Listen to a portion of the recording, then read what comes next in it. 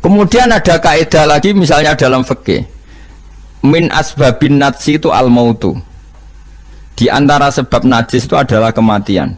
Kita ulang fikih, ben ngerti fikih. Wong kok amen roe swarga neraka, tak ulang fikih. Saiki sapi ku suci ta ora? Suci. Nak mati batang najis. Wedhus suci, nak mati batang najis. Itu fikih dan kita sepakat seperti itu. Maksudnya asal mati batang maksudnya bukan mati disembelih. Berarti min asbabin najsi adalah al-maut. Sekarang berhubung manusa iku mati, misalnya Ruhin mati, Mustafa mati, Imam Malik ya darani najis. Padahal mayit ini nanti disolati, mulai wajib didusi. Cara filosofi Imam Malik. Nah, jadi, mayit ini akan nanti disolati. Syaratnya wong solat itu suci tora, suci. Lama karena mayit itu disolati maka harus suci. Karena ada sebab najis yaitu al-mautu, maka harus dimandikan, disucikan. Ya masuk akal. Mana kena mati, didusi ben sah, disolati. Nak orang didusi ya oleh disolati. Itu kan fikih yang jelimet. Ya sudah, harusnya kaidahnya seperti itu. Harusnya. Tapi ada satu kejadian di mana matinya orang syahid kata Nabi rasa didusi. Padahal ada sebab najis yaitu kematian. Tapi Nabi yang ngendikan ya sami'na wa ta'na. Lalu suruh protes. Bedanya apa yang mati syahid sama ndak? Cek beda, cek ra beda. Wong Nabi sing duwe Islam bedakno ya pokoke sami'na. Harusnya orang yang mati syahid pun kena sebab najis yaitu mati. Tapi Nabi ngendikan suci yo. Suci. Lah itu disebut an-nabiyyu aula bil mu'minina min anfusihim dalam semua konteks. Makanya masyhur ngendikan mulane ki aja ngaji fikih tok, kudu setengah apal Bukhari nek dadi ulama. Ben roh nak utekem lu kadang beda mbek uteke Nabi. Dan sing kudu dibengkel ya utekem aja uteke Nabi ngono lho maksudnya. Lho Nabi ku unik lho. Lho kula niku mboten sombong, kula es kecelok cerdas. Iku kadang iku kagum tenan. Maksudnya iku apa ya, logika nubuah itu beda sama logika utek-utek. Wong utekem wis kecampuran LSM barang malah kacau. Misalnya gini tak contohno. Misalnya contohnya ngene, kula niku melarat misalnya. Melarat terus ketika proses melarat itu ditolong Mustafa, Ruhin, ditolong terus. Nanti aku sugih. Bareng aku sugih, aku nak di duit tak kena Mas Abu. Ya saya ngerti duit tak kena Mas Abu. Lah terus Ruhin mbek Mustafa ini kena pembisik. Wah, Gus Bayu anti sejarah, anti masa lalu. Melarate mbek kita-kita kok bareng mapan ini Abu. Meneh mapan terus digo wayah bareng malah cangkeme do didi. Mergo ana kiai dhisik salami templek terus bareng wayah nyalip templek leren. Alasane wong nyata ora fitnah, nyata ya perkarane salam templek asem ae memang saku dienggo nggih pondok ta apa jebule dienggo wayah kene sing nyalami templek ra wayah kono. Iku langsung dinten. Kejogeman ngono mbek aku kualat. Tapi ana kiai sing nasibe ngono kon. Ya kiai sing latihan sing papan atas iso ora. Nah, Nabi itu biasa seperti itu. Saya ulang lagi, Nabi itu seperti itu biasa. Ketika diprotes, logikanya kan gak masuk akal. Mestinya yang punya masa lalu sejarah luwih diwongno, mergo sing kanca kerja, kanca golekno dhuwit. Tapi Nabi ndak nak ngamal nih Mas Abu, sing loro iki dibarno. Wah itu sahabat gak kuat akhirnya protes. Singkat cerita, itu yang masyhur itu tarikh. Nabi ketika miskin diusir dari Mekah sing rumat so, orang Ansor. Wah dibiayai sak sahabate, sak muhajirin dibiayai kabeh wong Ansor. Tapi ketika Nabi mapan dan sudah Fathu Mekah, Mekah dikuasai Nabi. Itu kalau ada kelebihan uang atau kelebihan dikekno wong kafir Mekah, dikekno wong Mekah sing melarat-melarat sing utawa ora melarat tapi jaluk. Dikekno. Akhirnya orang-orang Ansor kan yang tentu yang enggak dewasa itu komplain.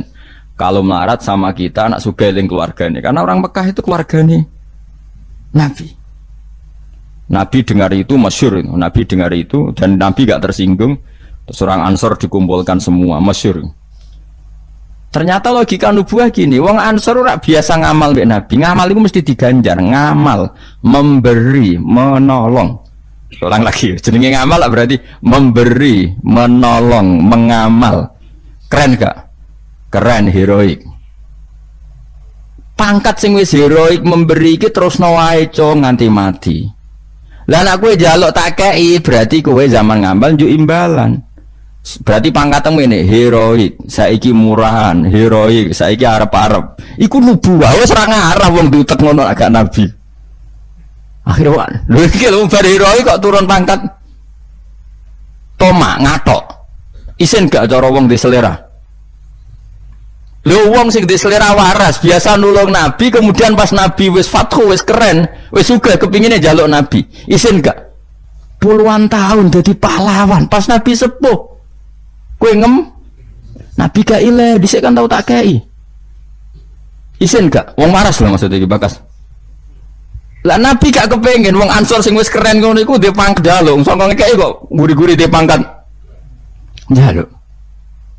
Nuwangis wong Ansor, nuwangis sadar betapa otak mereka itu gak sebanding dengan nubuah. Wis sajongke sing biasa ngekeki biasa malah terus noe nganti mati. Kowe apa ora isin imanem sing wis seneng nabi saiki aku dadi nabi mbok jaluki. Berarti mbok konversi dadi materi. Kok ora isin wong mbok kayakno aku iku kowe golek ridane Allah mbek Rasul toh ya ora tak nggo kepentingan pribadi nggo gawe masjid Nabawi, masjid Kuba macam-macam. Kok terus saiki aku sugih mbok jaluk meneh padahal sugihku kok Allah. Kon ngedekno Islam. Nek aku gedekno Islam ya tak kena Mekah-Mekah iku benda gelem Islam to, Islame sing mualaf iku dadi apik. Nangis.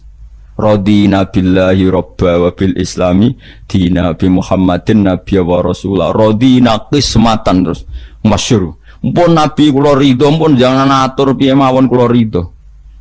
Ya, tapi wong saiki kan pikirane LSM kabeh. Ngrasa akrab ra dijak lunga tersinggung. Misalnya aku akrab mbek Ruhin itu melarat sarapan tak kei duit tak kei misalnya bedino awor aku bar seminggu aku lunga Jakarta nggo Innova cek kosong kok ora tak pamiti kanca kok ngono wis bedino di rumah itu cek gak terima nak wong Jawa kowe di kanca akrab melarat cek sugih iku kaya majikan lunga ora mbok cek tersinggung. Akhirnya kene konco tapi ngeke alasan sepurane ya aku lunga tapi rada aja aku mbek bojoku. Misalnya ra mbek bojoku sepurane ya aku kesusu. Mulane jari Imam Syafi'i konco top ku konco sing ra perlu penjelasan. Ada perlu penjelasan ku gak konco. Perkarane modale suudon. Lah iku ning Jawa niku hebat. Sing suudon itu dianggap cerdas. Iya ya akrab kok ditinggal. Dadi duet kebodohan itu biasa. Jadi misalnya mau sing melarat wong komplain wong lunga ning Jakarta mobil kosong kok ora dijak. Lho ngene ku sing dukung akeh. Iya ya kanca kok ngono. Malah ngajak wong liya lagi kenal liya kok ngono. Dadi aneh wong Jawa. Cara akal nubuah, tapi cara akal ngene-ngene iki ya adone ngono. Lagi milih di akal nubuah mbek akal ngene-ngene iki. Ya milih akal ngene-ngene wong kowe ra nabi. Cuma tak terangno nabi ku beda carane. Kok kula cerita nabi ku beda. Jadi ora kena ditebak. Lha iku barokah maca hadis. Kowe roh nak cara berpikir nabi ku beda. Terus masuk akal, sausé diangen-angene masuk akal. Ya tapi kan angel dia akal. Terus contoh meneh. Nabi ku nek ana wong kok mulya banget. Iku jarang dikeki itu. Jadi nabi itu kan kancane jenengan kok ora tok mbokeki sing iku Islam anyaran mbokeki jare. Imane dekne ku iman sing kuat, mentale memberi Islam. Nah iki mentale lagi ingin mendapat dari Islam. Mulane tak kei ata'allafuhum alal Islam. Mulane ning zakat termasuk sing digawe adalah wal muallafati qulubuhum. Ora ono ning zakat kok lil ulama al amilin wal auliya al mukhlisin ora ono. Masa saiki ora ke salah kaprah malah ulama ejo zakat innalillahi wa inna ilaihi rajiun. Ono innama shadaqatu lil ulama'il amilina wal auliya il muqarrabin wa syuhada wa sholihin ya ora ono. Iki kan orang-orang keren kudune dengan Islam memberi kok malah bolate mendapat. Tapi ilmu koyo kula ni wis langka padahal mesti bener. Ora mungkin bener kan mesti mungkin kula mau nerjemah apa sing didhawuhna Nabi teng hadis-hadis sahih. Itu nubuwah, beda cara berpikir Nabi itu beda. Terus kedua, Nabi itu punya kemampuan akal yang susah menerima nubuah pun nak Nabi nerangno itu udah gampang. Nah itu memang kemampuan disebut uti itu jawami al kalim. Saya itu punya kemampuan memaksakan kebenaran ke otak manusia dari Nabi. Uti itu jawami al kalim. Misalnya gini, itu masyhur, saya teruskan cerita tadi. Ketika Mekah itu sudah kebuka dan Nabi itu nyaman di Mekah, nyaman sekali karena memang kampung halaman, kelihatan asik, ketemu misanan, minduan, ya pokoknya asik lah, happy. Orang-orang Ansor mulai khawatir, dulu Nabi diusir dari Mekah kan karena lemah. Sekarang Mekah sudah dikuasai Nabi, pasti Nabi nanti kerasan ke Mekah dan tidak mau kembali ke Medina. Terus kata Nabi, dengar itu ya gak tersinggung. Terus kalau ada uang kelebihan ya dikasihkan misanan, minduan orang Mekah, orang Medina gak dikasih sama sekali. Ketika itu dipergunjingkan, terus Nabi, dawe lucu Nabi, dawe ringan nih. Jong, delok wong sing tak kei wedhus, bar mulai nggo wedhus, sing seneng dhuwit tak kei dhuwit ya mulai, sing seneng unta tak kei unta ya mulai. Engko kowe mulai nggawa aku. Wa tarjiuna antum bi Rasulillah ila rihalikum.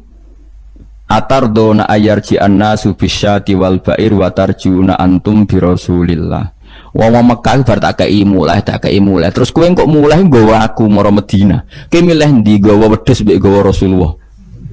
Wah, gue milih gue jenengan, pomong kayak kabeh pun. Artinya apa? Akhirnya orang Ansor sadar bahwa mendapat Rasulullah itu enggak terbandingkan atau tertandingi oleh materi. Mulane Rasulullah akhirnya ba'da Fatih Mekah kembali ke Medina. Wong Medina sewenang. Wis donya kekno Mekah Nabi, penting kula untuk jenengan. Ini akal nubuwah. Lah cara akal LSM, cara akal sampean kan yang berjasa banyak ya nanti mendapat banyak. Mana partai politik tambah kudu untuk akeh. Ngamal sithik kepen untuk akeh, meneng ngamal akeh. Nah, teori seperti ini nubuah ini diwaris Abu Bakar radhiyallahu anhu ketika beliau jadi khalifah. Kadang orang Islam anyaran itu sekretaris negara. Sing ahli Badrin sing suwi berjuang malah cara saiki mau RT, mau RW. Do protes, ya ana sing protes. Ini gimana? Jadi Abu Bakar, mulyane wong Badar iku wis mulya indawa. Dadi jabatan dunya iku wis ben dipek-pek wong sing rai-rai dunya. Itu nubuah. Sehingga orang biar terlatih dengan derajat di akhirat. Lah saiki gak Kang wong dilatih derajat dunia. Misalnya ngeten contoh semaling gampang sing kula lakoni, wong kabeh wong saleh sak donya nglakoni. Kowe anggere bengi kan sujud. Paling gak salat isya lan tahajud kita ora. Isya lah misalnya. Isya kan yo bengi, napa? Isya kan yo bengi. Ketika kita sujud itu nikmat yang luar biasa dan itu kenangan terbaik kita saat di dunia. Sekali lagi itu kenangan terbaik kita saat di dunia. Kemudian ada negara maju kayak Amerika, Donald Trump tahu sujud. Kamu nggak pernah terlintas kalau mereka itu a'dhamu minna, lebih agung, lebih keren ketimbang kita. Karena kita sujud, mereka tidak sujud. Sehingga dengan cara berpikir seperti ini kita nggak pernah terlintas mengatakan misalnya Singapura lebih baik ketimbang kita, orang kaya lebih baik ketimbang kita. Karena kita dari awal nganggap derajat akhirat itu segala-galanya, yaitu kita ditakdir menjadi orang yang sujud atau orang yang iman kepada Rasulullah SAW. Dengan cara berpikir seperti ini, kalau ahlu badrin itu sudah, ahlu badrin itu kan diapresiasi Allah lewat Quran bahwa kamu pasti diridhoni Allah. Dengan status seperti itu ning donya CRT, CRW, pengurus ranting wis gak terlintas tersiksa.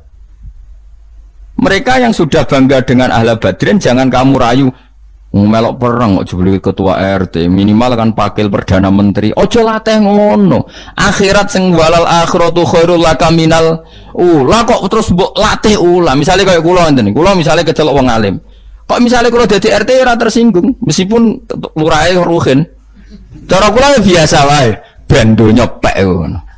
Barang donya pek wong kriting-kriting ben. Tapi kita ini ndak. Kita sekarang zaman akhir lucu. Tambang rasa soleh, tambang rasa kudu entuk akeh. Lho kok aneh wong soleh kok orientasine akhirat malah dunya. Dadi zaman akhir kok maco. Tapi ya pantas kacau manjen zaman akhir. Gak masalah manjen pantas kacau. Tapi kan lucu, kita ini katanya soleh, orientasinya akhirat, tapi nak dunya kudu entuk paling. Lalu solehmu atas nama apa? Ning dinggon wong soleh orientasinya akhirat. Masyhur dawuh wong soleh-soleh dhisik. Radina billahi kisman apa lana ilmun walil a'da'i malun. Tapi sekarang enggak, orang itu dilatih mengkonversai kesolehan akhirat dengan mendapat dunia. Itu bahaya, ganggu kelangsungan Islam bahaya. Nanti orang itu enggak latihan ikhlas. Dicara kula ngeten iki. Kula nak kiai ini jenengan. Kok misalnya untuk salam templek 200.000, mubalek sing ra kiai mut sangon 2 juta, kula ora tersinggung barang dunya wae. Memang harus dilatih seperti itu. Kalau saya sudah nikmati mulang mari ridane Allah. Ya wis mulang mari ridane Allah. Cek entuk donya cek ora wis seneng wong mulang mari entuk ridane Allah. Bareng mulang wis suwi puluhan tahun krungono mubalek mau pidato 2 jam untuk 2 juta grembang mestine ra aku. Lho iku lama opo iku dudu THK ngono.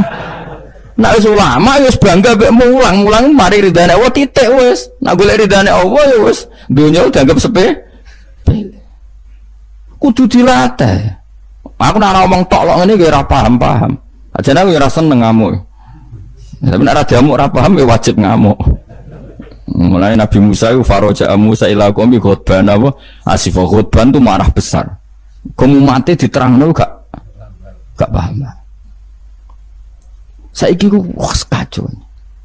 Misalnya kowe Qur'anem fasih, makhratem fasih. Mbok mulang musala santrine loro. Ana ora pati fase nggih TPK gede, lewaris, wisudane gedhe untuk duwe akeh gremeng. Gak fase kok dihormati. Lah kowe fase golek ridane Allah apa golek duwe, lah golek duwe ngomong. Bareng kon ngomong gak pantes isin. Nah isin ora usah ngomong. Aneh-aneh, ikhlas kok ora menisan. Jadi nubuah itu kalau nikmati ikhlas itu luar biasa. Lah nek kowe wis derajate nubuah ngene iki iku koyo sing disairno porong sufi-sufi dhisik. Kula bolak-balik matur koyo istilah kok no Habib Syah iku. Tapi itu nagamanya orang-orang dulu. Nek atas laula kaya zinatal wujudi ma toba aisi wala wujudi wala taron nam tu napa fi sholati wala ruku'i wala sujudi. Cara berpikirmu laula kaya zinatal wujudi. Andekan ndak kamu ya Rasulullah, ma toba aisi wala wujudi. Wujud saya itu ndak ada gunanya. Karena kita hidup kayak hewan, wae mangan-mangan, wae kawin-kawin. Baru kayak ajaran Nabi kita sujud ning Allah Subhanahu wa taala. Dan itu inti hidup ya sujud itu. Mulane wala taron nam tu fi sholati wala ruku'i wala sujudi. Dan andai kan ndak karena hidayat Rasulullah kita ndak pernah menikmati rukuk dan sujud. Jadi dulu lama itu nak sujud sampai diredakseno wala taron nam tu taron nam maknane nyanyi. Karena ajaranmu ya Rasulullah, saya kalau sujud tuh nyanyi-nyanyi. Maksudnya nyanyi-nyanyi itu sangat menikmati. Saya gak wong do biasa sujud tapi ngeluh, stari wangi ngene jujur rezekiku angel, kok enak wong-wong sing ora tau sujud. Berarti kamu nganggap sujud itu belum menganggap lebih nikmat ketimbang dunia dan seisinya. Padahal dawuh Nabi, somben nak ning akhirat jong kowe tau sujud pisan, iku ngalang-alangi dunya sak isine. Karena orang yang nggak pernah sujud di neraka, kamu pernah sujud di surga, dan surga itu fasilitasnya jauh di atas dunia. Tapi kita sujud itu bolak-balik. Terawih tok sujudnya ping pira? Ping 40, masa bianter ngono. Ono ping 40 ono luwih. Kan terawih iku 20 rakaat ya. 20 rakaat sujudnya piro? Pindho ya? 40. Iya. 40 tapi ratu maknina war. Bingung ngomong. Kalau nak terawih seneng makmum, perkara ini ana salah minta kok pengiran. Hak sujud kok ngutang, kok cepete ngono. Lah imame cepet Gusti. Jarene makmum kok nanut imam. Lan imam yang diburu sebenarnya. Lah iya, cara fikih kan wajibu alal makmumi mutabaatul imam. Makmum wajib anut imam. Jadi azumen tak kok pengiran. Hak salat cepet ora teman imame Gusti. Kau kan wajib anut imam. Hari bawe takut, imam kenapa kok cepat permintaan pasar? Bebas hisap. Lah imam sampai gitu ya karena tahu konsumennya mintanya seperti itu. Wong jajal suwi ya langgare sepi. Wong ana-ana nak terawih takok, sing cepet ndi. Ora kok sing apik di. Cepet di. Mula ate teng Lasem iku ana imam sepuh, lagi ape moro imaman Pak Fuad sing guri. Waduh, kok bayi ku suwi. Sing guri-guri langsung loh kecewa deh. Mestine imame ku rogen jebule wong sepuh. Wah, ojo-ojo beda.